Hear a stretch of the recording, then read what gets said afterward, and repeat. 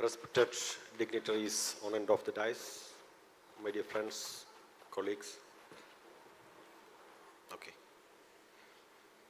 ആദ്യമായി ഇന്നത്തെ ഈ ഒരു പരിപാടിയിലേക്ക് എന്നെ ക്ഷണിച്ച ഇതിൻ്റെ സംഘാടകരോട് നന്ദി രേഖപ്പെടുത്തിക്കൊണ്ട് തന്നെ അതുപോലെ ഇത്തരം ഒരു topic systemic pathologies versus common good strategies for fraternal acts of care ഇങ്ങനൊരു ടോപ്പിക്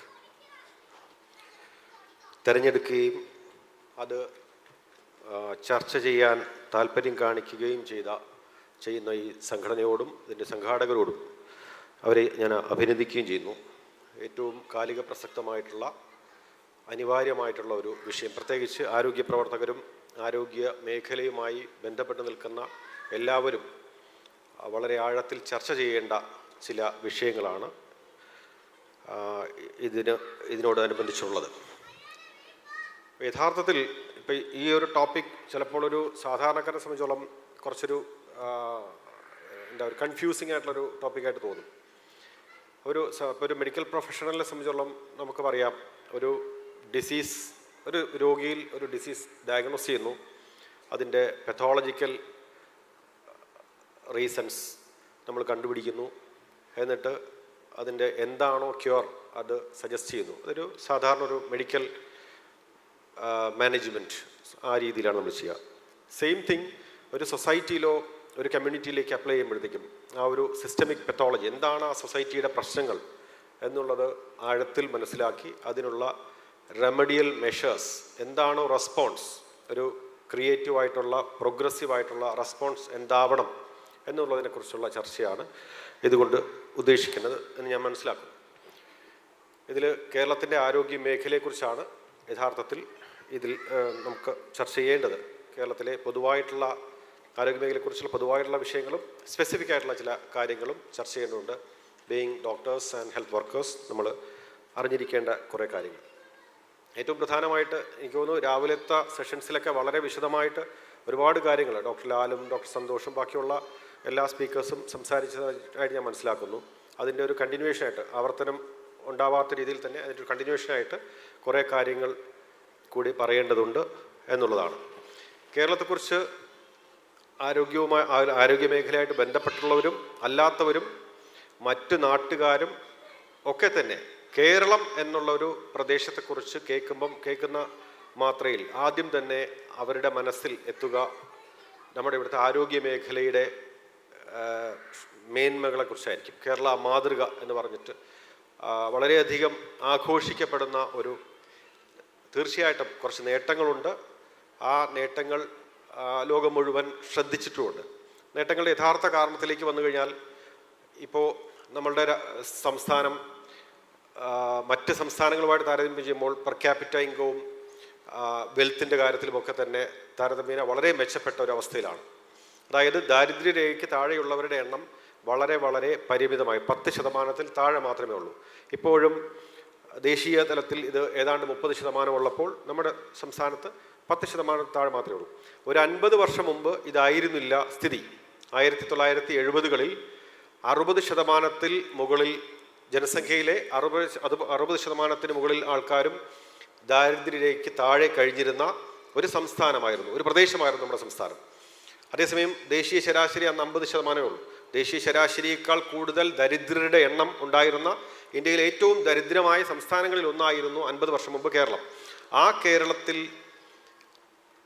അന്ന് നാം ആർജിച്ച ആരോഗ്യ നേട്ടങ്ങൾ, പ്രത്യേകിച്ച് മരണനിരക്കിൽ, ശിശു മരണനിരക്കിലും മാതൃമരണ നിരക്കിലും അതുപോലെ ജനറൽ മോർട്ടാലിറ്റി റേറ്റിലും ഉണ്ടായിരുന്ന റിഡക്ഷൻ, അതായിരുന്നു ലോകം മുഴുവൻ ശ്രദ്ധിച്ചത്. വളരെ തുച്ഛമായ വരുമാനം, തുച്ഛമായ സമ്പത്ത് മാത്രമുണ്ടായിരുന്ന ഒരു സ്റ്റേറ്റ് ആരോഗ്യ സൂചികകളിൽ വളരെ ശ്രദ്ധേയമായ നേട്ടം കൈവരിച്ചു. ഇതായിരുന്നു കേരള മാതൃക എന്നുള്ള നിലയ്ക്കും ഒക്കെ 1970-കളിലും 80-കളിലും ഒക്കെ ചർച്ച ചെയ്ത കാര്യം. പക്ഷേ ആ ഒരു നേട്ടം ചർച്ച ചെയ്ത് അതിൻ്റെ തൊട്ടടുത്ത ദശകങ്ങളിൽ തന്നെ അത് മറ്റ് ചില അനാരോഗ്യകരമായ രീതിയിലേക്ക് ആ ട്രെൻഡ് മാറുന്നുണ്ട് എന്നുള്ളത് അന്ന് തന്നെ ആരോഗ്യ പ്രവർത്തകർ നോട്ട് ചെയ്താണ്.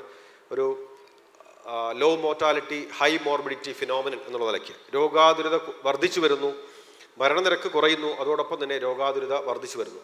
ഇപ്പോൾ അതിൻ്റെ ചരിത്രത്തിൻ്റെ ഇങ്ങേ തലക്കിൽ നിൽക്കുമ്പോൾ അതിൻ്റെ ഏറ്റവും ഒരു മൂർത്തമായിട്ടുള്ള ഏറ്റവും അതിൻ്റെ ഒരു ക്ലൈമാക്സ് എന്ന് പറയാവുന്ന രീതിയിൽ 2-1 കേരളത്തിലുള്ള പ്രായപൂർത്തിയായ മനുഷ്യരിൽ 2-1 ഡയബറ്റിക്കോ ഹൈപ്പർടെൻസീവോ അല്ലെങ്കിൽ മറ്റേതെങ്കിലും ജീവിതശൈലി രോഗങ്ങൾ ബാധിച്ചവരാണ് എന്നുള്ളതാണ് ഇപ്പോഴത്തെ യാഥാർത്ഥ്യം. മോർബിഡിറ്റി എന്ന് പറഞ്ഞാൽ മിക്കവാറും എല്ലാവർക്കും അറിയാം എന്ന് കരുതുന്നു. രോഗാതുരത, അതായത് രോഗം ഉള്ള അവസ്ഥ.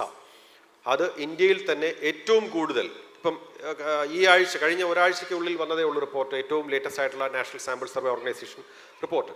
ഇന്ത്യയിൽ ദേശീയ ശരാശരിയുടെ 3 ഇരട്ടി ആണ് രോഗാതുരത. അത് ഇപ്പം സാധാരണ 2 രീതിക്കാണ് നമ്മൾ കണക്കെടുക്കുക. കഴിഞ്ഞ 2 ആഴ്ചയ്ക്കുള്ളിൽ നിങ്ങൾക്ക് എന്തെങ്കിലും രോഗാവസ്ഥ ഉണ്ടായിരുന്നോ? അത് ദേശീയ തലത്തിൽ 13% കേരളത്തിൽ 40%. അതുപോലെ കഴിഞ്ഞ 1 വർഷത്തിനുള്ളിൽ എന്തെങ്കിലും അസുഖങ്ങൾക്ക് നിങ്ങളെ ആശുപത്രിയിൽ അഡ്മിറ്റ് ചെയ്ത് ചികിത്സിക്കേണ്ടി വന്നിട്ടുണ്ടോ? അതും ദേശീയ ശരാശരിയുടെ 3 ഇരട്ടിയായിരുന്നു കേരളം. ഇനി മറ്റ് എല്ലാ രോഗങ്ങളുടെയും പ്രാചുര്യത്തെക്കുറിച്ച്, ഡയബറ്റീസ് ആണെങ്കിലും ഹൈപ്പർടെൻഷൻ ആണെങ്കിലും ക്യാൻസർ, റോഡ് ട്രാഫിക് ഇഞ്ചുറിയും ഡെത്തും മെൻ്റൽ ഇൽനെസ്, ഇതുപോലെ ഏതൊരു രോഗങ്ങളെക്കുറിച്ചാണെങ്കിലും, അത് പകർച്ചേതര രോഗങ്ങളാണെങ്കിലും പകർച്ചവ്യാധികളാണെങ്കിലും അതിൻ്റെ പ്രാചുര്യം മറ്റ് സംസ്ഥാനങ്ങളെ അപേക്ഷിച്ചിട്ട് വളരെ ജീവിതശൈലി രോഗങ്ങളുടെ കാര്യത്തിൽ വളരെ കൂടുതലാണ്. പകർച്ചവ്യാധികളുടെ കാര്യത്തിലും നാം ഒട്ടും പിന്നിലല്ല. ഇത് എല്ലാം ഒരു ഗ്രൗണ്ട് റിയാലിറ്റി. ഇതിൻ്റെ ഒരു മറുവശം കഴിഞ്ഞ കുറച്ച് നാളായിട്ട് നമ്മുടെ മാധ്യമങ്ങളിലും ഒക്കെ ചർച്ച ചെയ്യുന്ന ചില വിഷയങ്ങൾ, അത് ഏറ്റവും പ്രധാനപ്പെട്ട ആരോഗ്യ മേഖലയുമായിട്ട് ബന്ധപ്പെട്ട നിരവധി ചർച്ചകൾ നടക്കുകയുണ്ടായിട്ട് കഴിഞ്ഞ 5-6 വർഷത്തിനുള്ളിൽ. കോവിഡും അതിനു മുമ്പ് നിപ്പ വന്നു, അതിനുശേഷം മറ്റ് ആരോഗ്യ പ്രശ്നങ്ങൾ, ആരോഗ്യ മേഖലയുമായിട്ട് ബന്ധപ്പെട്ട പ്രശ്നങ്ങൾ. അതിലേറ്റവും പ്രധാനമായും ചർച്ച ചെയ്യപ്പെട്ട റീസെൻറ്റ് പാസ്റ്റിൽ ചർച്ച ചെയ്യപ്പെട്ട ഒരു കാര്യമായിരുന്നു ആഗോള കോർപ്പറേറ്റ് കമ്പനികൾ കേരളത്തിൽ നടത്തുന്ന വൻ നിക്ഷേപങ്ങളെക്കുറിച്ചുള്ള ഒരു ചർച്ച. എന്താണത്, അതിൻ്റെ പ്രാധാന്യം എന്നുള്ളത് നമ്മൾ മനസ്സിലാക്കണം. അതായത് കേരളത്തിൻ്റെ ആകെ ആരോഗ്യ ബഡ്ജറ്റ്, സംസ്ഥാന സർക്കാരിൻ്റെ ആരോഗ്യ ബഡ്ജറ്റ് എന്ന് പറയുന്നത് ഓരോ വർഷവും ഏതാണ്ട് 11,000 കോടി രൂപയായിരിക്കും. ശമ്പളവും പ്ലാൻ ഫണ്ട്, വികസന പ്രവർത്തനങ്ങൾക്കുള്ള കാര്യങ്ങളും പെൻഷനും എല്ലാം കൂടി ചേർത്തിട്ട് ആരോഗ്യ വകുപ്പിൻ്റെയും മെഡിക്കൽ വിദ്യാഭ്യാസ വകുപ്പും ബാക്കി അനുബന്ധ പ്രവർത്തനങ്ങൾക്ക് എല്ലാത്തിനും കൂടെ 11,000 കോടി രൂപയാണ് ഒരു വർഷം ചെലവഴിക്കുക. 4,000 കോടി രൂപ മറ്റ് തദ്ദേശ സ്ഥാപനങ്ങളും മറ്റ് അനുബന്ധ ഡിപ്പാർട്ട്മെൻറ്റുകളും ചെലവഴിക്കുന്നു. ബാക്കി 28,000 കോടി രൂപ നമ്മുടെ കയ്യിൽ നിന്ന് ചെലവഴിക്കുന്നു. അങ്ങനെ ഏതാണ്ട് 48,000 കോടി രൂപ ആകെ ഹെൽത്ത് എക്സ്പെൻഡിച്ചർ ഉള്ളൊരു സംസ്ഥാനത്ത് 1.5 വർഷത്തിനുള്ളിൽ ഏതാണ്ട് 20,000 കോടി രൂപ വിദേശ നിക്ഷേപമായിട്ട് വരുന്നു.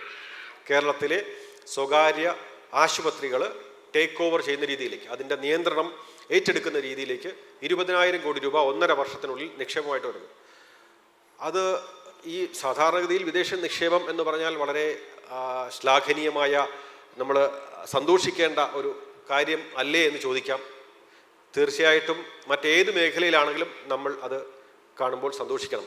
കേരളത്തിൽ മുമ്പ് BMW ഫാക്ടറി വരുമെന്ന് പറഞ്ഞു, 1000 കോടി രൂപ നിക്ഷേപം ഉണ്ടാകുമെന്ന് പറഞ്ഞു, അവസാനം വന്നില്ല. സ്മാർട്ട് സിറ്റി വരുമെന്ന് പറഞ്ഞു, അവസാനം വന്നില്ല. 1000 കോടി രൂപ നിക്ഷേപം വരുമെന്ന് പറഞ്ഞു. ഇതുപോലെ നിരവധി പ്രോജക്റ്റുകൾ, ഹോണ്ടയുടെയും അങ്ങനെ മറ്റു പല കമ്പനികളുടെയും വിദേശ നിക്ഷേപങ്ങൾ 1000 കോടി രൂപയുടെ നിക്ഷേപം വരുമെന്ന് പറഞ്ഞിട്ടൊന്നും നടന്നില്ല. അങ്ങനെ കഴിഞ്ഞ ഒരു 10-20 വർഷം എടുത്തു കഴിഞ്ഞാൽ കാര്യമായ യാതൊരു വിദേശ നിക്ഷേപവും മറ്റൊരു മേഖലയിലും, ആരോഗ്യ മേഖല മാത്രമല്ല, വിദ്യാഭ്യാസ മേഖല ആണെങ്കിലും വ്യവസായമാണെങ്കിലും വേറെ ഇൻഫ്രാസ്ട്രക്ചർ ആണെങ്കിലും വേറെ ഒരു മേഖലയിലും കാര്യമായ യാതൊരു വിദേശ നിക്ഷേപവും ഇല്ലാതിരുന്ന ഒരു സംസ്ഥാനത്ത്, ഒരു പ്രദേശത്ത് 1.5 വർഷം കൊണ്ട് 20,000 കോടി രൂപ വിദേശ മൂലധന കമ്പനികൾ നിക്ഷേപിക്കണമെങ്കിൽ എന്തായിരിക്കും അതിൻ്റെ പ്രേരണ? അതായത് വിദേശ നിക്ഷേപ കമ്പനികൾ, ഈ ഫണ്ട് മാനേജ്മെൻറ്റ് കമ്പനികൾ നിക്ഷേപിക്കണമെങ്കിൽ തീർച്ചയായിട്ടും അവർക്കതിൽ ലാഭം കിട്ടണം. അത് ലാഭം കിട്ടണം എന്ന് പറഞ്ഞാൽ നഷ്ടം കൂടെ ഉണ്ടാകുന്ന രീതിയിലുള്ള ഒരു ബിസിനസ് മോഡലല്ല. അത് വെഞ്ചർ ക്യാപിറ്റൽ മോഡൽ ഇതല്ല. ഇത് ലാഭം മാത്രമേ കിട്ടാൻ പാടുള്ളൂ. അതായത് ഇൻവെസ്റ്റ് ചെയ്യുന്ന, ഇപ്പോൾ 20,000 കോടി രൂപ ഇൻവെസ്റ്റ് ചെയ്ത് കഴിഞ്ഞാൽ ഒരു 4-5 വർഷത്തിനുള്ളിൽ അത് 1,00,000 കോടിയായിട്ട് മറിച്ച് വിൽക്കാൻ കഴിയണം. അത്രയും ലാഭം ഉണ്ടാക്കാൻ ശേഷിയുള്ള, എന്താണ് അതിനുള്ള ശേഷി? ഇത്രയും ലാഭം ഉണ്ടാക്കാൻ നമ്മുടെ ആരോഗ്യ മേഖലയ്ക്കുള്ള ശേഷി എന്താണ്? ഞാൻ ആദ്യം പറഞ്ഞ മോർബിഡിറ്റി, നമ്മുടെ രോഗാതുരതയാണ് ഇവിടെ വിൽപ്പനച്ചരക്കാകുന്നത്, കമോഡിറ്റി ആയിട്ട് മാറുന്നത്. നമ്മുടെ ഓരോ നമ്മുടെ എല്ലാ വീട്ടിലും 1-2 ഡയബറ്റിക് പേഷ്യൻസ് കാണും, ഹൈപ്പർടെൻസീവ് കാണും, റീനൽ ഫെയിലിയർ ഉള്ളവരുണ്ടാവും, മറ്റ് കംപ്ലയിൻസ് ഉള്ളവരുണ്ടാവും, ഓർഗൻ ട്രാൻസ്പ്ലാന്റ് ആവശ്യമുള്ളവരുണ്ടാവും. ഹാർട്ട് അറ്റാക്ക് വരുന്നവരുണ്ടാവും, സ്ട്രോക്ക് വരുന്നവരുണ്ടാവും. ഇത്തരം രോഗാതുരതയാണ് ഇവിടെ വിൽപ്പനയ്ക്ക് വെക്കുന്നത്. ഇതിൻ്റെ ലാഭമാണ് ഈ ആഗോള സ്വകാര്യ മൂലധന നിക്ഷേപ കമ്പനികൾ ലാഭമായിട്ട് എടുക്കാൻ പോകുന്നത് ഈ രോഗാതുരതയാണ്. ഏതാണ്ട് ഒരു വർഷം 1.5 ലക്ഷത്തോളം നമുക്കിപ്പോൾ കാറ്റാസ്ട്രോഫിക് ഹെൽത്ത് ഇവൻസിനെ കുറിച്ച് പറയുകയാണെങ്കിൽ ഏറ്റവും കൂടുതൽ നമ്മുടെ കയ്യിൽ നിന്ന് ചെലവഴിക്കപ്പെടേണ്ട വൻ തുക ചെലവഴിക്കപ്പെടേണ്ടി വരുന്ന ആരോഗ്യ ഈവൻസിനെ കുറിച്ച് പറയുകയാണെങ്കിൽ, ആരോഗ്യ പ്രശ്നങ്ങളെ കുറിച്ച് പറയുകയാണെങ്കിൽ ഏതാണ്ട് 1.5 ലക്ഷത്തോളം ഹാർട്ട് അറ്റാക്സ് വരുന്നു, 50,000-ഓളം സ്ട്രോക്ക് വരുന്നു ഒരു വർഷം, 45,000-ഓളം അപകടങ്ങൾ, റോഡ് അപകടങ്ങളിൽ 55,000-ഓളം ഇഞ്ചുറി വരുന്നു, 60,000-ഓളം ക്യാൻസർ കേസുകൾ വരുന്നു ഒരു വർഷം. ഇതെല്ലാമാണ് ഏറ്റവും കൂടുതൽ നമുക്ക് ആരോഗ്യ ചെലവ്, ചികിത്സാ ചെലവ് ഉണ്ടാകുന്നത്. പലപ്പോഴും അത് ലക്ഷങ്ങളിൽ ഒതുങ്ങില്ല, ദശലക്ഷങ്ങളായിട്ട് മാറും. ഡോക്ടർ ലാൽ രാവിലെ പ്രസംഗത്തിൽ സൂചിപ്പിക്കുകയുണ്ടായി, 2-3 സംഭവങ്ങൾ പറയുകയുണ്ടായി. ഇപ്പം ഇന്നലെ നടന്നൊരു സംഭവമൊക്കെ 10 ലക്ഷവും 11 ലക്ഷവും ആയ സംഭവങ്ങളൊക്കെ പറയുകയുണ്ടായി. ഇതേപോലെ 10, 20, 50 ലക്ഷം രൂപ ചെലവഴിക്കുന്ന, മിക്കപ്പോഴും വീടോ അവരുടെ ഉള്ള സ്വത്തുവകകളൊക്കെ വിറ്റും വൻതുക കടമെടുത്തും ഒക്കെ ചെലവഴിക്കേണ്ടി വരുന്ന സാഹചര്യം. ഇത്തരം സന്ദർഭങ്ങളാണ്, ആരോഗ്യ പ്രശ്നങ്ങളാണ് ഞാൻ പറഞ്ഞത്. 1.5 ലക്ഷത്തോളം ഹാർട്ട് അറ്റാക്കും 50,000-ഓളം സ്ട്രോക്കും അതുപോലെ റോഡ് അപകടങ്ങളും പോളിട്രോമ, ഇത് എങ്ങനെ നമുക്ക് ടാക്കിൾ ചെയ്യാം?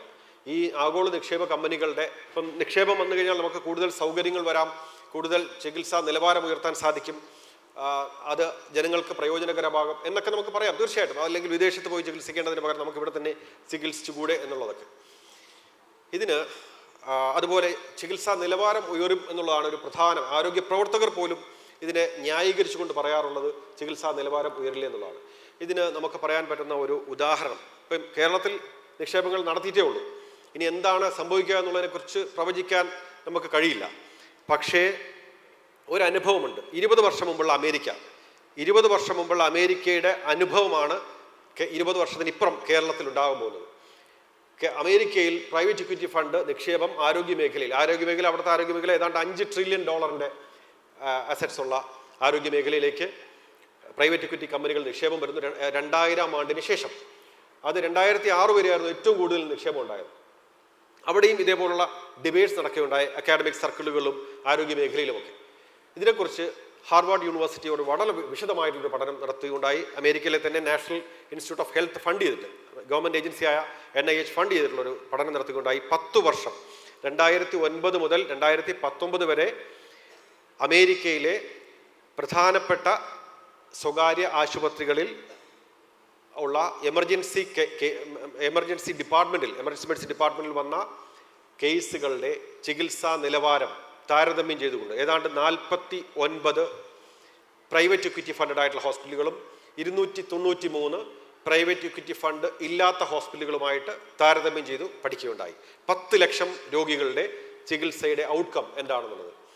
ഇതിൻ്റെ ഫലം എന്താണെന്ന് ചോദിച്ചു കഴിഞ്ഞാൽ, ഈ 49 പ്രൈവറ്റ് ഇക്വിറ്റി ഫണ്ടഡ് ഹോസ്പിറ്റലുകളിൽ ഉണ്ടായിരുന്ന ചികിത്സയിൽ 13% മരണനിരക്ക് കൂടുതലായിരുന്നു പ്രൈവറ്റ് ഇക്വിറ്റി ഫണ്ട് ഇല്ലാത്ത ആശുപത്രികളുമായിട്ട്.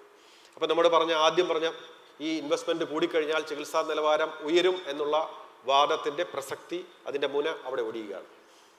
ഈ പഠനം നടത്തിയത് ഇന്ത്യയിലല്ല, നമ്മളാരുമല്ല, ഇവിടുത്തെ ഒരു ഏജൻസിയുമല്ല.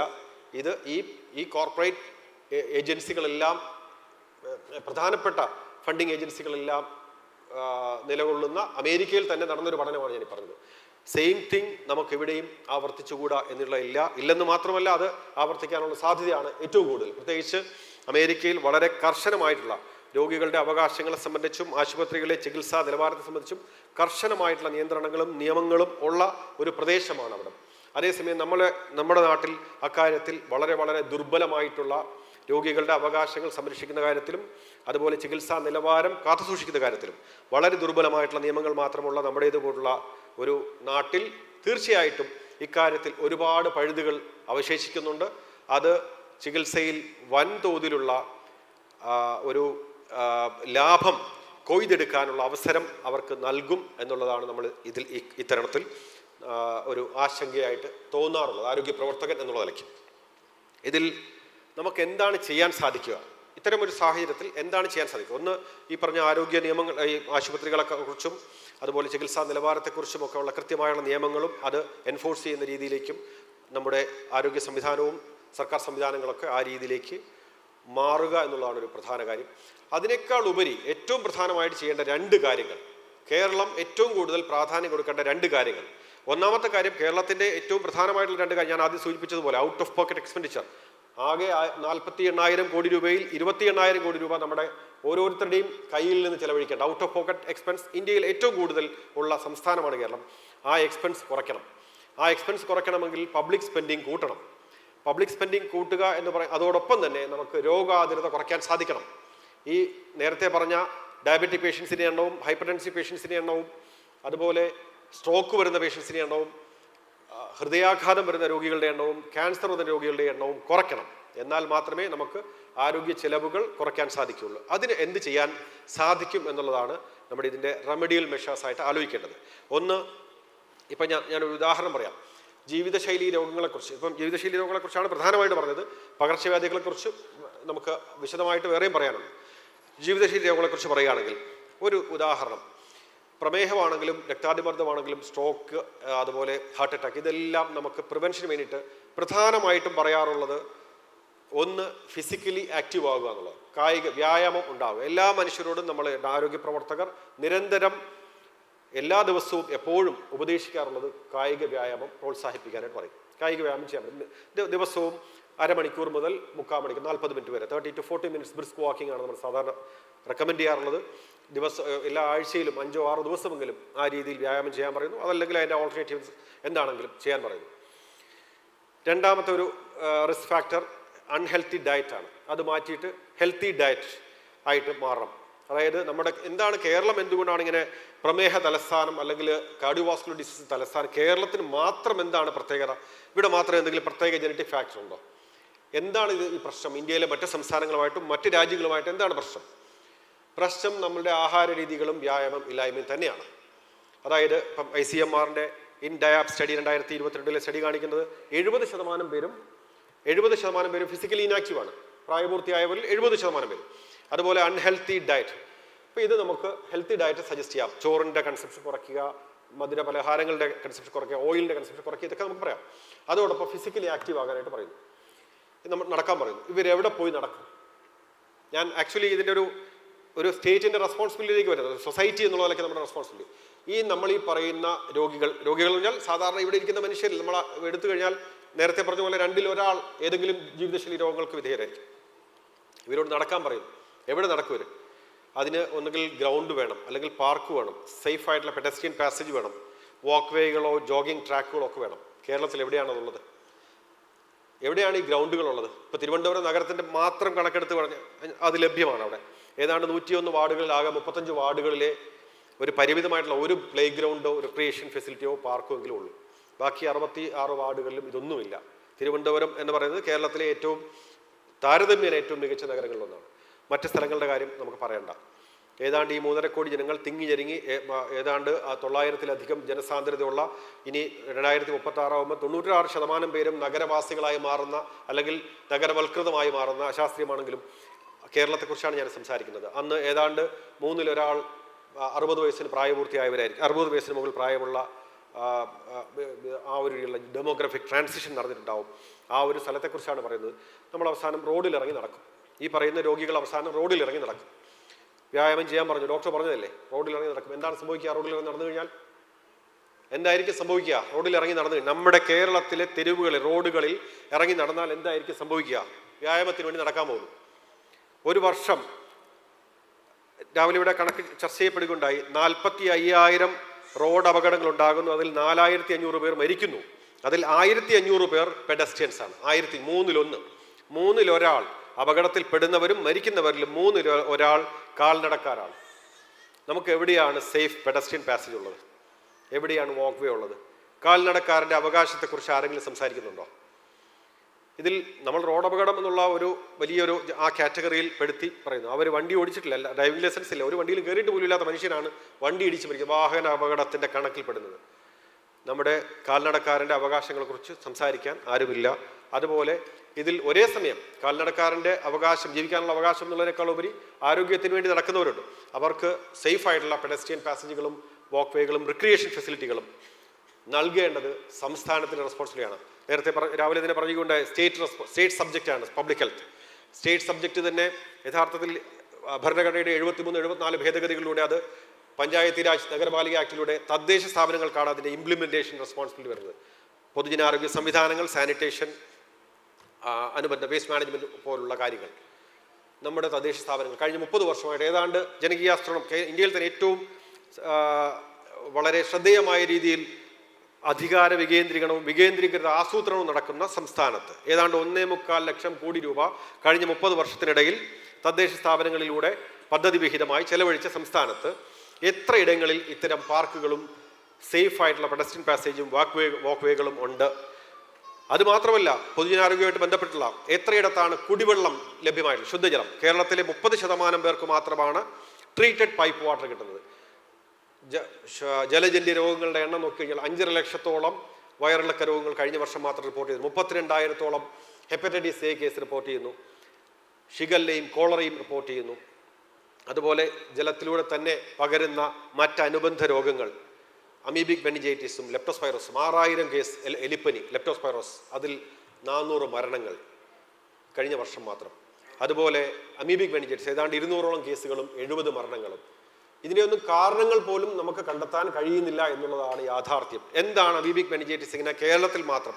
ലോകത്തെല്ലാം കൂടെ ആകെ ഇത്രയും പോലും വന്നിട്ടില്ല ഇത്രയും കാലത്തിനിടയ്ക്ക്. എന്തുകൊണ്ടാണ് അമീബിക് മെനിഞ്ചൈറ്റിസ് ഇത്രത്തോളം കേസുകൾ കേരളത്തിൽ വരുന്നത്? എന്തുകൊണ്ടാണ് ലെപ്റ്റോസ്പൈറോസിസ് ഇങ്ങനെ വ്യാപകമാകുന്നത്? എന്തുകൊണ്ടാണ് അതിൽ ഇത്രയും മരണങ്ങൾ ഉണ്ടാകുന്നത്? തീർച്ചയായിട്ടും ഇത്തരം കാര്യങ്ങളിൽ തീർച്ചയായിട്ടും നമുക്ക് കൂടുതൽ പഠനങ്ങൾ ആവശ്യമുണ്ട്. അതുപോലെ തന്നെ ഇതിൻ്റെ പ്രിവെൻറ്റീവ് മെഷേഴ്സ് അത് തദ്ദേശ സ്വയംഭരണ സ്ഥാപനങ്ങൾ മുൻകൈ എടുക്കേണ്ടതുണ്ട്, ജനങ്ങൾ മുൻകൈ എടുക്കേണ്ടതുണ്ട്, വ്യക്തികളും സമൂഹവും സംസ്ഥാനവും ഒക്കെ മുൻകൈ എടുക്കേണ്ടതുണ്ട്. ആരോഗ്യം അവകാശമായി മാറണം. ആരോഗ്യത്തോടെ ജീവിക്കുക എന്നുള്ളത് ഒരുവൻ്റെ അവകാശമായി മാറണം. ഭരണഘടന ഉറപ്പ് നൽകിയിട്ടുള്ള ആർട്ടിക്കിൾ 21 റൈറ്റ് ടു ലൈഫ് എന്നത് റൈറ്റ് ടു ഹെൽത്ത് കൂടെ ചേർന്നതാണ് എന്നുള്ളത് നിരവധി കോടതി വിധികളിലൂടെ സുപ്രീം കോടതിയും ഹൈക്കോടതികളും വ്യത്യസ്തമായ കേസുകളിൽ ആവർത്തിച്ച് വ്യക്തമാക്കിയിട്ടുള്ളതാണ്. അപ്പം ആരോഗ്യകരമായി ജീവിക്കാനുള്ള അവകാശം അത് ഇനി നാം പൊരുതി നേടേണ്ട സാഹചര്യമാണുള്ളത്. അതിൻ്റെ ഉത്തരവാദിത്തം ഇപ്പോൾ ഒരു വർഷം ഏതാണ്ട് 3 ലക്ഷത്തോളം പേരെയാണ് തെരുവ് നായകൾ കടിക്കുന്നത്. 30ഓളം പേര് ഓരോ വർഷവും അതിലധികം പേര് പേ പിടിച്ച് മരിക്കുന്നു. അവരുടെ ഒരു തെറ്റുമല്ല. നടന്നു പോകുന്ന കൊച്ചുകുട്ടികളോ പ്രായമായവരോ സ്ത്രീകളോ സാധാരണ മനുഷ്യരോ പാവപ്പെട്ട ഒരു മനുഷ്യരോ എന്തായാലും കാറി പോകുന്നവരെ പട്ടി അടിക്കില്ല, തെരുവുപട്ടി. 3.5 ലക്ഷം പേരെയാണ് ഒരു വർഷം തെരുവ് നായ കടിക്കുന്നത്. അവരുടെ ചികിത്സ, അവർക്കുണ്ടാകുന്ന അംഗവൈകല്യം, അവർക്കുണ്ടാകുന്ന മറ്റെല്ലാ വിഷമതകളും ഇത് ക്വാണ്ടിഫൈ ചെയ്താൽ എത്ര കോടി രൂപ കൊടുത്താൽ മതിയാവും? അപ്പം ഇത്തരം പ്രശ്നങ്ങൾ സാധാരണക്കാരൻ്റെ ആരോഗ്യത്തോടെ ജീവിക്കാൻ ഉള്ള അവകാശം നിഷേധിക്കപ്പെടുന്ന സാഹചര്യത്തെ തിരിച്ചറിയുകയും അത് ആ അവകാശം അവർക്ക് നേടിക്കൊടുക്കുകയും ചെയ്യുക എന്നുള്ളതാണ് സാധാരണ ആരോഗ്യ പ്രവർത്തകരുടെ ഒരു പ്രധാന കർത്തവ്യമായിട്ട് ഏറ്റെടുക്കേണ്ടത്. അതിനെക്കുറിച്ചുള്ള ഒരു തിരിച്ചറിവും ഒരു പ്രാഥമികമായിട്ടുള്ള ഒരു തിരിച്ചറിവ് നൽകാൻ മാത്രമേ ഇത്തരം ഒരു ചെറിയൊരു ചർച്ചയിലൂടെ ഉപകരിക്കുകയുള്ളൂ. തീർച്ചയായിട്ടും ഇത്രയും നേരം ശ്രമിച്ചിരുന്ന നിങ്ങൾക്കെല്ലാവർക്കും എൻ്റെ നന്ദി. നമുക്ക് എന്തെങ്കിലും ചർച്ച ചെയ്യപ്പെടേണ്ട മറ്റു വിഷയങ്ങളുണ്ടെങ്കിൽ തീർച്ചയായിട്ടും ചോദ്യങ്ങളായിട്ട് ചോദിക്കാവുന്നതാണ്. ഞാൻ എൻ്റെ വാക്കുകൾ ഉപസംഹരിക്കുന്നു. Thank U.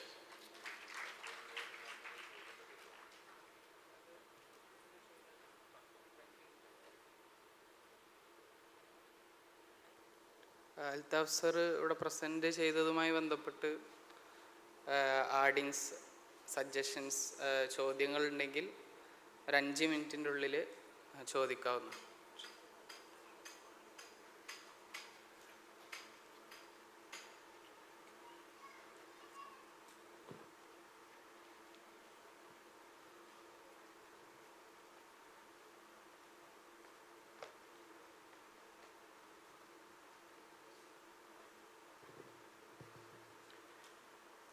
സർ, കേരളത്തിലെ പബ്ലിക് ഹെൽത്തുമായി ബന്ധപ്പെട്ട് നമ്മൾ എപ്പോഴും പറയുന്നൊരു സംഗതിയാണ് റീജിയണൽ ഡിസ്ക്രിമിനേഷൻ നിലനിൽക്കുന്നുണ്ട് എന്നുള്ള ഒരു fact. Sir Manjeri, Malappuram based ചെയ്തിട്ട് വർക്ക് ചെയ്തിരുന്നു. അപ്പോൾ ആ സമയത്ത് സാറിന് മലപ്പുറത്തുള്ള പബ്ലിക് ഹെൽത്തുമായി ബന്ധപ്പെട്ട് സാറ് കണ്ടെത്തിയ ഫൈൻഡിങ്സും അതുപോലെ തന്നെ അത് നമ്മുടെ കേരളത്തിൻ്റെ ഓവറോൾ കമ്പാരിസണിൽ മലപ്പുറം ഡിസ്ട്രിക്റ്റ് അതിൻ്റെ ഹെൽത്ത് പബ്ലിക് ഹെൽത്ത് എന്ന് പറയുന്ന സമയത്ത് എത്രത്തോളം ഡെവലപ്മെൻറ്റ് വന്നിട്ടുണ്ട്, അതിലുള്ള ഡ്രോബാക്സ് എന്തൊക്കെയാണ്, പബ്ലിക്കിൻ്റെ അതിലുള്ള റിയാക്ഷൻ എന്താണ്, അതിൻ്റെ സൊല്യൂഷൻ എന്താണെന്നുള്ളൊരു സംഗതി ഒന്ന് ആഡ് ഓൺ ചെയ്ത് കഴിഞ്ഞാൽ നന്നാവും.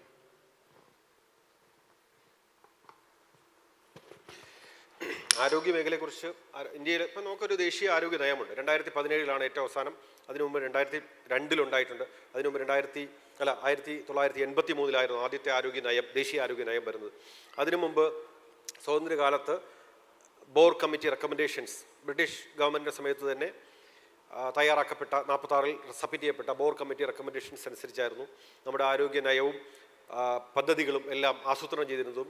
അതിൻ്റെയൊക്കെ പിന്നെ നിരവധി കമ്മിറ്റികൾ, മുതലിയാർ കമ്മിറ്റിയും ചഗൻവാല, അങ്ങനെ ഒരുപാട് കമ്മിറ്റികൾ വന്നിട്ടുണ്ട്, റിപ്പോർട്ടുകൾ വന്നിട്ടുണ്ട്. അതിനെല്ലാം അടിസ്ഥാനത്തിൽ എല്ലാ ഗ്രാമങ്ങളിലും ഒരു ആരോഗ്യ കേന്ദ്രങ്ങളും ഉണ്ടാവുക, എല്ലാ ഗ്രാമങ്ങളിലും ആരോഗ്യ പ്രവർത്തകരുടെ സേവനം ലഭ്യമാക്കുക, അതുപോലെ ഈ നമ്മളിപ്പം കാണുന്ന പോലെ JPH, ANM, ഹെൽത്ത് വർക്കേഴ്സിൻ്റെ ഒരു ഡിസ്ട്രിബ്യൂഷൻ, ഇതെല്ലാം അടിസ്ഥാനപരമായ കുറേ തത്വങ്ങളുണ്ട്. ഒന്ന്, ഇത് പോപ്പുലേഷൻ പ്രൊപ്പോർഷനായിട്ടാണ് നൽകേണ്ടത്. അതുപോലെ തന്നെ റൂറൽ ഏരിയകളിലാണ് ഇത് ഫോക്കസ് ചെയ്തത്. കാരണം 75% ജനങ്ങളും ജീവിക്കുന്നത് റൂറൽ ഏരിയയിലാണ് ദേശീയ തലത്തിൽ എന്നുള്ള കാഴ്ചപ്പാടിൽ ഏറ്റവും കൂടുതൽ അവിടെയാണ് ഏറ്റവും ഇക്വിറ്റി എന്നുള്ള പ്രിൻസിപ്പിൾ, അതായത് എവിടെയാണോ സേവനങ്ങൾ കുറവ് അവിടെ കൂടുതൽ സേവനം നൽകുക എന്നുള്ള തത്വത്തിൽ ഇതിൻ്റെ അടിസ്ഥാനത്തിൽ റൂറൽ ഏരിയകൾ ഫോക്കസ് ചെയ്തിട്ടായിരുന്നു ഈ നമ്മുടെ ആരോഗ്യ സംവിധാനങ്ങളെല്ലാം രൂപപ്പെടുത്തിയിട്ടുള്ളത്. റൂറൽ എന്നുള്ള നിലയ്ക്ക് മാത്രമല്ല, ആക്ച്വലി എവിടെയാണോ ഇത് കുറവ് അവിടെ കൂടുതൽ വേണം. അതുപോലെ ട്രൈബൽ ഏരിയയിൽ, മറ്റ് സാധാരണ റൂറൽ ഏരിയയിൽ 30,000 പോപ്പുലേഷൻ ഒരു പ്രാഥമിക ആരോഗ്യ കേന്ദ്രവും 5,000 പോപ്പുലേഷൻ സബ് സെൻ്ററും വേണമെങ്കിൽ, ട്രൈബൽ ഏരിയയിലും ഹിൽ ഏരിയയിലും അത് 20,000 പോപ്പുലേഷൻ ഒരു പ്രൈമറി ഹെൽത്ത് സെൻ്ററും 3,000 പോപ്പുലേഷന് 2,000 മുതൽ 3,000 പോപ്പുലേഷൻ സബ് സെൻ്റർ, ഇങ്ങനെയൊക്കെ ആ രീതിയിൽ, അതായത് എത്രത്തോളം ജനങ്ങളിലേക്ക് റീച്ച് ഔട്ട് ചെയ്യാൻ പറ്റുമോ അത്രത്തോളം എന്നുള്ളതായിരുന്നു കാഴ്ചപ്പാട്. നിർഭാഗ്യവശാൽ കേരളത്തിൽ നമുക്ക് ഒരുപാട് റീജിയണൽ ഡിസ്പാരിറ്റീസ് നിലനിൽക്കുന്നുണ്ട്, ഇപ്പോഴും നിലനിൽക്കുന്നുണ്ട്. അതിനുള്ള ഒരു കാരണം, ഒന്ന് ചരിത്രപരമായിട്ടുള്ള കാരണം. കേരള മാതൃകയെക്കുറിച്ച് വളരെ ആഴത്തിൽ നോക്കിക്കഴിയുമ്പം, മാതൃക എന്ന് പറയുന്ന ആ ഒരു സംഭവം, അതിനെ മാതൃക എന്ന് പറയാൻ പറ്റില്ല, കേരള എക്സ്പീരിയൻസ് ആണ് സാധാരണ അതിന് കൂടുതൽ ഒരു എക്സ്പേർട്ട് ഡിസ്കഷൻസ് നമ്മളത് വിശേഷിപ്പിക്കുക. അതിൽ നോക്കുമ്പം ദക്ഷിണ കേരളത്തിൽ കൂടുതൽ ആരോഗ്യ സംവിധാനങ്ങളുണ്ട്. അവിടുത്തെ ഹെൽത്ത് ഇൻഡിക്കേറ്റേഴ്സ് ഡിഫറെൻ്റ് ആണ്. നിങ്ങൾ ഡിസ്ട്രിക്ട് വൈസ് സ്പ്ലിറ്റപ്പ് നോക്കി കഴിഞ്ഞാൽ അവിടുത്തെ ഇൻഡിക്കേറ്റേഴ്സ് ഡിഫറെൻ്റ് ആണ്. ഉത്തര കേരളത്തിൽ, മലബാറിൽ ഇത് ഡിഫറെൻ്റ് ആണ്. അതിന് കാരണം ദക്ഷിണ കേരളം ഭരിച്ചിരുന്നത് വേറെ പ്രിൻസ്ലി സ്റ്റേറ്റ്സ്, അവരുടെ പോളിസികൾ മുഴുവൻ വ്യത്യസ്തമായിരുന്നു. സ്വാതന്ത്ര്യം കിട്ടുന്നതിന് മുമ്പ്, അതായത് കഴിഞ്ഞ 100 വർഷത്തെ നമ്മുടെ ഹെൽത്ത് ഇൻഡിക്കേറ്റേഴ്സ്, ശിശുമരണ നിരക്ക് നമ്മൾ ഇന്ത്യയിൽ ഏറ്റവും കുറവ് തന്നെയായിരുന്നു. കേരളം ഉൾക്കൊള്ളുന്ന മേഖല, അതിൽ തന്നെ തിരുവിതാംകൂർ, സത്യത്തിൽ ഒരു തിരുവിതാംകൂർ മാതൃക എന്ന് പറയാവുന്ന രീതിയിലായിരുന്നു അന്നത്തെ നേട്ടങ്ങളൊക്കെ ഉണ്ടായിരുന്നത്, ആരോഗ്യ മേഖലയിൽ ഉണ്ടായിരുന്ന നേട്ടങ്ങൾ. ഗവൺമെൻറ് ഹെൽത്ത് ഏതാണ്ട് 200ഓളം ഡിസ്പെൻസറികളും 60ഓളം ആശുപത്രികളും സ്വാതന്ത്ര്യം കിട്ടി സംസ്ഥാനം രൂപീകരിക്കുന്നതിന് മുമ്പ് തന്നെ ഉണ്ടായിരുന്നു. ഈ പ്രിൻസ്ലി സ്റ്റേറ്റ് ആയിരുന്നു. പക്ഷേ മലബാറിൽ ഇത് കുറവായിരുന്നു. മലബാറിൽ കൂടുതലും ആരോഗ്യ സേവന സംവിധാനങ്ങൾ നൽകിയിരുന്ന മിഷണറിമാരുടെ പ്രവർത്തനങ്ങളും പ്രൈവറ്റ് ഏതെങ്കിലും ഇനിഷ്യേറ്റീവ്സും, ഗവൺമെൻറ് സെക്ടറിൽ വളരെ കുറച്ച് പരിമിതമായിട്ടുള്ള, അതും സ്വാതന്ത്ര്യത്തിന് ശേഷം സ്ഥാപിക്കപ്പെട്ട കുറേ കാര്യങ്ങളുണ്ടായിരുന്നുള്ളൂ. അൺഫോർച്ചുനേറ്റ്ലി അത് ക്രമാനുഗതമായിട്ട് വർദ്ധിപ്പിക്കാനോ ജനസംഖ്യാനുപാതികമായിട്ട് വികസിപ്പിക്കാനോ സാധിച്ചിട്ടില്ല എന്നുള്ളതാണ് യാഥാർത്ഥ്യം. ഡോക്ടർ ചോദിച്ച ആ ചോദ്യം, മലപ്പുറത്തിൻ്റെ കാര്യത്തിൽ കേരളത്തിൽ ഉണ്ടാകുന്ന മുഴുവൻ നമ്മളിപ്പോൾ ഏത് ആരോഗ്യ പ്രശ്നം എടുത്തു കഴിഞ്ഞാലും, ഇപ്പോൾ ഒരു ഉദാഹരണം പറയുകയാണെങ്കിൽ, ഞാൻ RTA കാര്യം പറഞ്ഞു, റോഡ് ട്രാഫിക് ആക്സിഡൻസിൽ നമുക്കിപ്പം അത് മരണമുണ്ടാകുന്നത് വ്യത്യസ്തമായ കാരണങ്ങളാണ്. ഒന്ന്, ഈ നല്ല റോഡ് ഉണ്ടാവുക, അതായത് 4 E's എന്ന് പറയും. ഇപ്പോൾ മെഡിക്കൽ സ്റ്റുഡൻസ് ഉണ്ടെങ്കിൽ അവർക്കും കൂടെ ആയിട്ട് പ്രയോജനപ്പെട്ടിട്ടുണ്ടെങ്കിൽ 4 E's നമ്മൾ പറയാറുണ്ട്. അതായത് എഞ്ചിനീയറിംഗ് ആസ്പെക്ട്സ്, വണ്ടിയുടെ ഒരു സേഫ് ആയിട്ടുള്ള ഒരു കണ്ടീഷൻ ഉണ്ടാവുക, റോഡിൻ്റെ കണ്ടീഷൻ സേഫ് ആയിരിക്കുക, എഞ്ചിനീയറിംഗ് ആസ്പെക്ട്സ്. അതുപോലെ എഡ്യൂക്കേഷൻ, ഇതിനെക്കുറിച്ചുള്ള റോഡ് നിയമങ്ങളെക്കുറിച്ചും വണ്ടിയെക്കുറിച്ചും ഡ്രൈവിങ്ങും എല്ലാം അറിഞ്ഞിരിക്കുക, അപകടങ്ങളെക്കുറിച്ചും എങ്ങനെ അത് പ്രിവെൻറ്റ് ചെയ്യാമെന്നുള്ളതിനെക്കുറിച്ചും എഡ്യൂക്കേഷൻ, അത് ഡ്രൈവ് ചെയ്യുന്നവരും ബാക്കിയുള്ളവരും ഒക്കെ. മൂന്നാമത്തെ, എൻഫോഴ്സ്മെൻറ്റ്, കൃത്യമായ നിയമങ്ങൾ പാലിക്കപ്പെടുക, അത് സർക്കാർ ഏജൻസികൾ പാലിക്കുക. നാലാമത്തത്, എമർജൻസി കെയർ, അതായത് അപകടം ഉണ്ടായിക്കഴിഞ്ഞാൽ കൃത്യമായിട്ട് വളരെ പെട്ടെന്ന് തന്നെ ട്രോമ കെയർ സംവിധാനം ലഭ്യമാക്കുക. കേരളത്തിൽ എവിടെയാണ് ഇങ്ങനെ ഒരു ട്രോമ കെയർ സംവിധാനം ഉള്ളത്? കേരളം വിട്ട് തൊട്ടപ്പുറത്ത് അയൽ സംസ്ഥാനത്ത് പോയി കഴിഞ്ഞാൽ നിങ്ങൾക്ക് നല്ലൊരു അത്യാവശ്യം മെച്ചപ്പെട്ട ഒരു ട്രോമ കെയർ സംവിധാനം കാണാം. മറ്റ് പല സംസ്ഥാനങ്ങളിലുമുണ്ട്. നിർഭാഗ്യവശാൽ കേരളത്തിൽ ആ രീതിയിലുള്ള ഒരു ട്രോമ കെയർ സംവിധാനമില്ല. ഈ ഇല്ലാത്തടത്ത് പോലും മറ്റൊരു വ്യത്യാസം കൂടെ, ഒരു ഡിസ്പാരിറ്റി ഞാനിപ്പോൾ ആ ചോദ്യത്തിന് ഉത്തരവായിട്ട് പറയാം. എറണാകുളത്ത് 13 അപകടങ്ങൾ നടക്കുമ്പോൾ ഒരാൾ മരണപ്പെടും. മലപ്പുറത്ത് 6 അപകടങ്ങൾ നടക്കുമ്പോൾ ഒരാൾ മരണപ്പെടും. അതായത് എറണാകുളത്ത് അപകടം നടന്നാൽ മരിക്കാൻ, ഒരു അപകടത്തിൽ ഒരാൾ മരണപ്പെടാനുള്ള സാധ്യതയുടെ ഇരട്ടിയാണ് മലപ്പുറത്ത്. കാരണം ട്രോമ കെയർ ഫെസിലിറ്റി ഇല്ല എന്നുള്ളത്. അതുപോലെ പ്രസവങ്ങളുടെ കാര്യമാണെങ്കിൽ ഏതാണ്ട് 4/1 പ്രസവം, ഇപ്പോഴത്തെ ജനസംഖ്യ ഏതാണ്ട് 50 ലക്ഷം ജനസംഖ്യയുണ്ട് മലപ്പുറത്ത്. 4/1 പ്രസവം നടക്കുന്നത് അവിടെയാണ്. പക്ഷേ സർക്കാർ ഉടമയിൽ എത്ര പ്രസവ ആശുപത്രികളുണ്ട് ഇവിടെ. ഈ പൊന്നാനിയിൽ തുടങ്ങിയതല്ലാതെ വളരെ പരിമിതമായിട്ടുള്ള സൗകര്യങ്ങൾ മാത്രമാണുള്ളത്. അതുകൊണ്ട് തന്നെ 90%, മറ്റുള്ള ജില്ലകളിൽ 70% പ്രൈവറ്റ് സെക്ടറിലാണെങ്കിൽ മലപ്പുറത്ത് അത് 90-95% പ്രൈവറ്റ് സെക്ടറിൽ ഇതിൻ്റെ ഡെലിവറി നടക്കുന്നു, മറ്റുള്ള സംഗതി.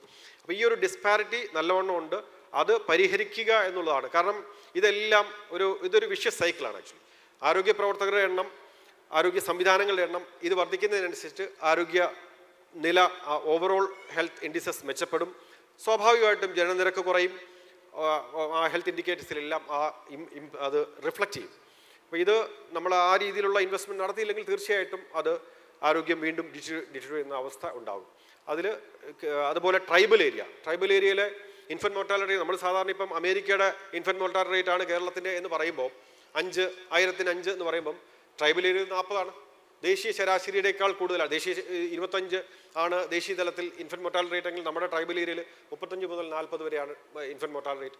അപ്പം അതും ഒരു നെഗ്ലക്റ്റഡ് ആയിട്ടുള്ള ഏരിയയാണ്. അപ്പോൾ റീജിയണൽ ഡിസ്പാരിറ്റീസ് ഉണ്ട്, ആ രീതിയിലുള്ള ഇനിക്വിറ്റീസ് ഉണ്ട്. അത് തീർച്ചയായിട്ടും ആരോഗ്യ മേഖലയിൽ ഏറ്റവും പ്രയോറിറ്റി കൊടുത്ത് അഡ്രസ്സ് ചെയ്യേണ്ട ഇഷ്യൂസിൽ ഒന്ന് ഈ രീതിയിലുള്ള പ്രശ്നം. അതുപോലെ തന്നെ മറ്റൊരു സൊല്യൂഷൻ കൂടെ ജസ്റ്റ് ഇതിൻ്റെ കൂടുതൽ ഞാൻ സൂചിപ്പിക്കാം. ഇപ്പോൾ നമ്മൾ ഈ പ്രൈവറ്റ് ഇക്വിറ്റി ഫണ്ടിനെ കുറിച്ചും കോർപ്പറേറ്റ് ഹോസ്പിറ്റലുകളെ കുറിച്ചും കാറ്റാസ്ട്രോഫിക് ഹെൽത്ത് ഇവൻസിനെ കുറിച്ചും ഒക്കെ പറഞ്ഞു.